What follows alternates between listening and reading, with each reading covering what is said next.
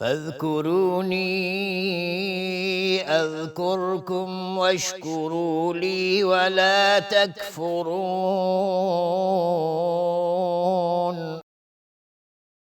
پس به یاد من باشید تا به یاد شما باشم و شکر مرا گویید و کفران نکنید. بسم الله الرحمن الرحیم. الحمد لله رب العالمین و الصلاة والسلام علی سید المرسلین سیدنا و نبینا محمد و علی آله و صحبه اجمعین. با عرض سلام خدمت همه شما بینندگان عزیز و محترم و آرزوی توفیق هرچی بیشتر در برنامه نیایش و ستایش. امیدوارم که باز هم بتونیم در راستای بکارگیری درست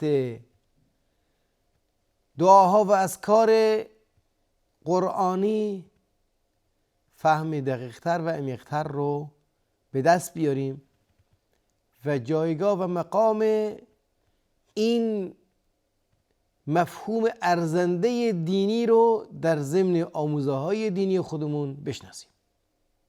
خیلی ها فکر میکنن که ذکر و دعا یا نیایش و ستایش تسبیحی هست که باید به دست داشته باشن، یه عددی هست که باید کامل کنن با الفاظ بگن و به همین صورت یک دستوری هست که باید اون رو در ظاهر و الفاظ اجرا کنند. در واقع ذکر، نیایش و ستایش قضایی هست که باید ما در موارد مختلف از اون تغذیه کنیم. غذایی هست که بدن و جسم ما، معنویت ما به اون نیاز داره.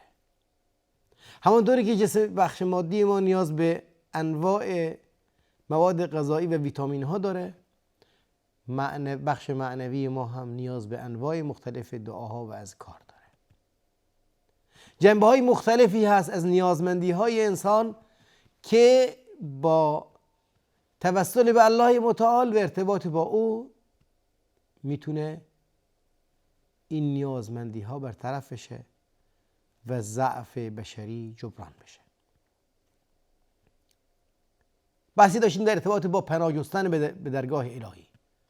اعوذ بالله گفتن که گفتیم آسیب رساندن شیطان به انسان در موارد مختلفی ظاهر میشه و بسیار برجسته است. یکی از مواردش گفتیم در هنگام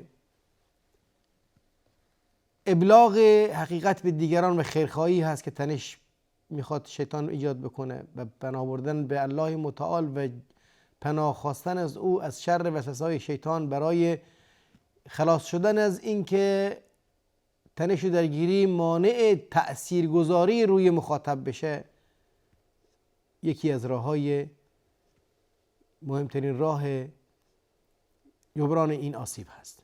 و دومین موردی گفتیم که پناه جستن به الله متعال در ابتداء تلاوت قرآن تا اینکه نتونه وسوسه‌های شیطان مانع فایده گرفتن و مانع بهره جویی از قرآن برامون بشه. مورد سومی که در قرآن کریم باز هم توصیه میشیم به این که به الله متعال پناه میبریم از شیطان و از وسوسه‌های شیطان، بحث عدم استقامت در مسیر دعوت است. عدم استقامت در مسیر اصلاح و دعوت است.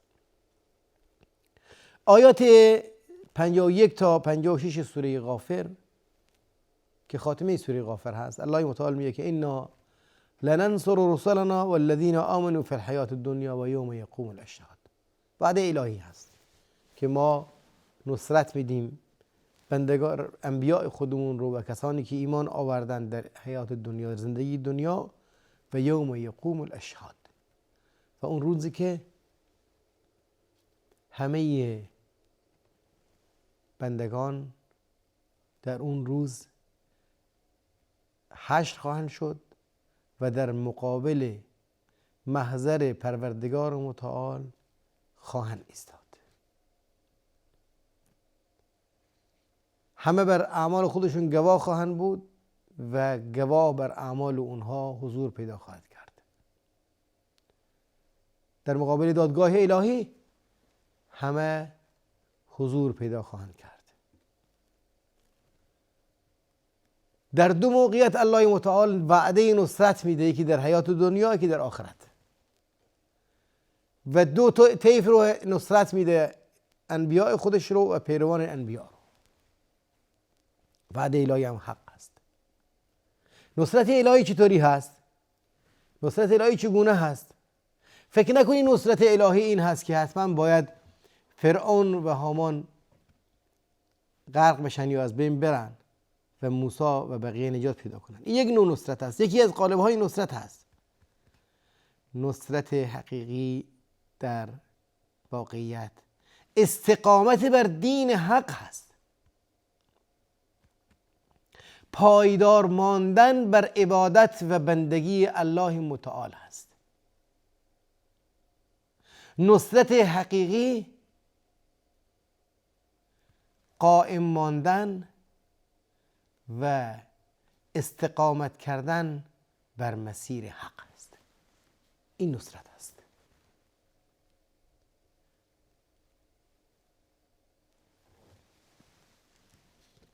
وعده الهی در مواردی هست که دشمن از بین بره. از بین رفتن دشمن یکی از وعده های الهی هست و اون با حکمت او مرتبط هست. گاهی نبی از انبیا کشته میشه، از بین میره و هیچ پیروی هم نداره، ولی بر دین خودش قائم میمونه و نصرت الله متعال هم با او هست. و گاهی هم انبیا مثل خاتم المرسلین حضرت پیامبر صلی الله علیه و سلم نصرت الهی موجب میشه کل شبه جزیره عرب رو بگیرن و امروز هر روستایی تکبیر و توحید و شهادتین در این کره خاکی ندای مساجد هست. مهم اینجاست که این وعده الهی هست که در آخرت هم الله متعال نصرت میده اهل ایمان رو با کلمه حق و در دنیا هم با کلمه حق. اون روزی هست که یوم لا ینفع الظالمین معذرتهم و لهم اللعنة و لهم سوء الدار. اون روز هیچ عذری ستمگران رو سود نمیرسونه و از رحمت الهی محروم میمونن، مستحق لعنت الهی هستن و بدترین جایگاه هم دارن. و لهم سوء الدار. ولقد آتینا موسی الهدى و اورثنا بنی اسرائیل الکتاب. ما به موسی هم هدایت دادیم، کتاب دادیم و بنی اسرائیل هم کتابی رو به ارث بردن، مثلی که ما امروز به ارث بردیم کتابی رو. هدی و ذکر لأولی الالباب. این هدایت هست و یادی هست برای کسانی که صاحب خرد هستند. در این کتاب هم برای نسل‌های ابتداء معاصر با این قرآن هدایتگر بود و یادآور بود و هم برای نسل‌های ما بعد. فاصبر ان وعد الله حق. وعده الهی حق است. واستغفر لذنبك وسبح بحمد ربك بالعشی والابکار. تسبیح الله متعال رو بکن، ذکر الله متعال رو بگو و از الله متعال تقاضای مغفرت کن در مسیری که تو داری میری. اگر کوتاهی شد، اگر لغزش شد، اگر اون چه که باید و شاید رو انجام ندادی، و سبح بحمد ربک، و تسبیح الله رو بگو با حمد پروردگار متعال در شامگاهان و صبحگاهان. صبح و شام تسبیح الله رو بگو، حمد الله رو بگو، الله رو به یکتایی یاد کن، او رو از شرک بری بدون و صفات کمال رو با حمد او به الله متعال بده.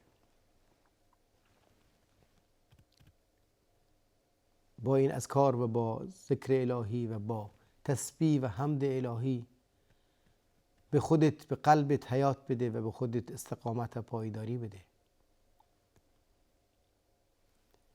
ان الذين يجادلونك في آیات الله به غیر سلطان اتاهم ان فی صدورهم الا کبر ما هم ببالغی.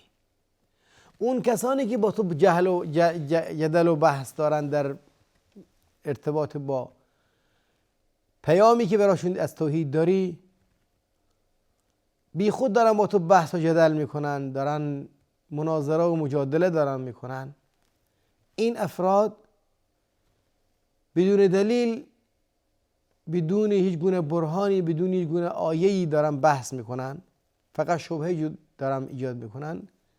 ان فی صدورهم الا کبر ما هم ببالغی. اینا در دلاشون غیر از خود بزرگ بینی، کبر و غرور چیزی دیگه ای نیست که بهش نخواهند رسید. اینا فقط دنبال برتری طلبی هستند که اینا برتر نخواهند بود. اینا دنبال خود رو بر دیگران غالب نگه داشتن هستند که این بهش نخواهند رسید. شاید در یک برهه از زمان عده‌ای رو بتونن اسیر خودشون کنن و بر اونها غلبه داشته باشن، ولی این دوام نخواهد داشت. این کبر و خود بزرگ بینی یا خود رو بزرگ نسبت به دیگران قرار دادن و بر دیگران به غلبه پیدا کردن، این صفت پایدار نیست. شاید چند روزی نمایشی داشته باشه، ولی بالاخره خاتمه پیدا خواهد کرد. در نتیجه در مقابل این افراد، در مقابل این رفتار، در مقابل این قبیل از طیف‌های منفی تلاش کن جامعه، فاستعذ بالله انه هو السمیع البصیر. به الله پناه ببر، الله متعال شنوای بینا است. میبینه و میشنوه دارن چی کار میکنن، چی میگن، چه توطئه‌ای رو میکنن و چه رفتاری رو با تو دارند. این مجموعه آیات در سوره غافر نوع دیگری رو از مورد دیگری از موارد استعاذه و پناه جستن به الله متعال برامون میگه، و اون موردی که انسان میرسه به یک مرحله‌ای که میگه بریدم. یعنی هر انسانی بالاخره یک ظرف معینی رو داره، استقامت میکنه.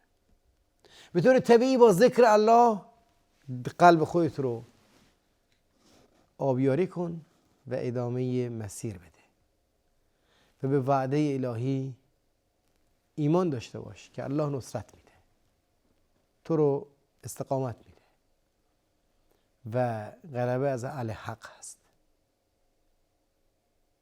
این رو یقین داشته باش، این محقق میشه.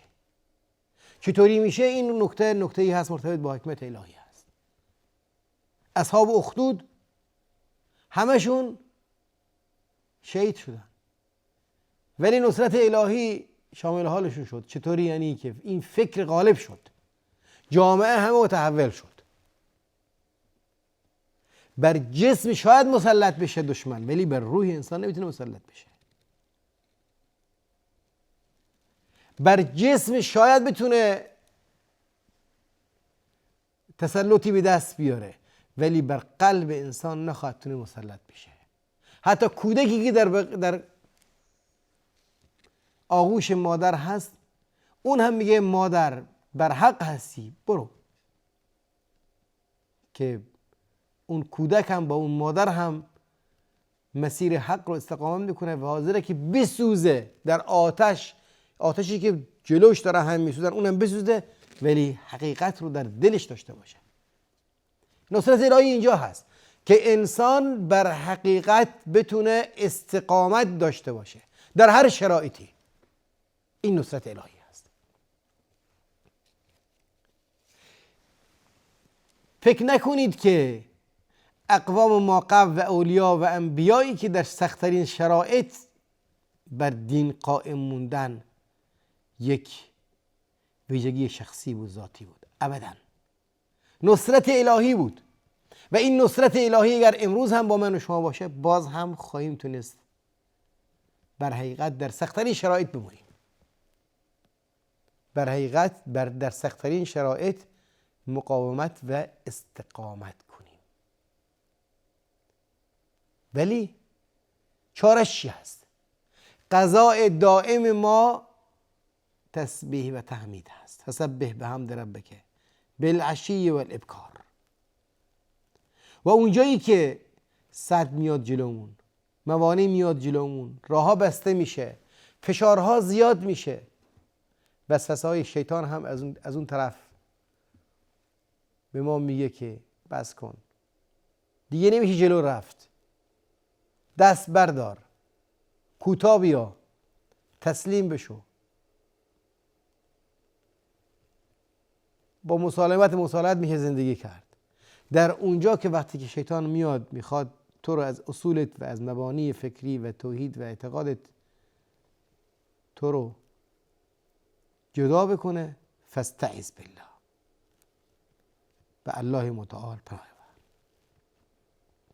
اونجایی که شیطان صفتها جلوت وای میستن و نمیخوان که تو کارتو انجام بدی، اونجایی که تأثیرت رو در بین مخاطبین نمیتونی ببینی، نمیذارن که رو تأثیر گذار باشی، اونجایی که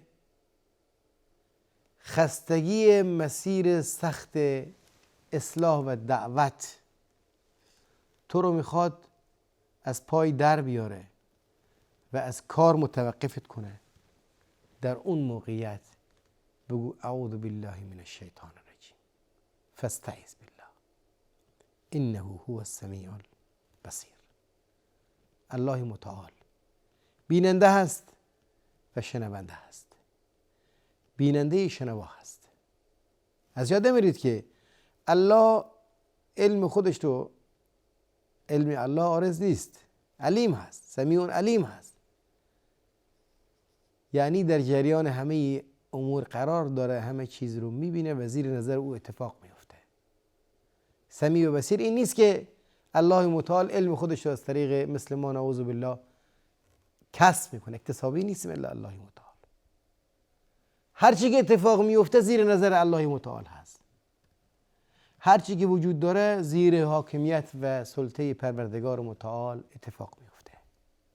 هیچ چیزی از او پنهان نیست. شرایط ما، سختی های ما، دشواری های ما، تنگناهایی که درش قرار داریم، همه اونها در ضمن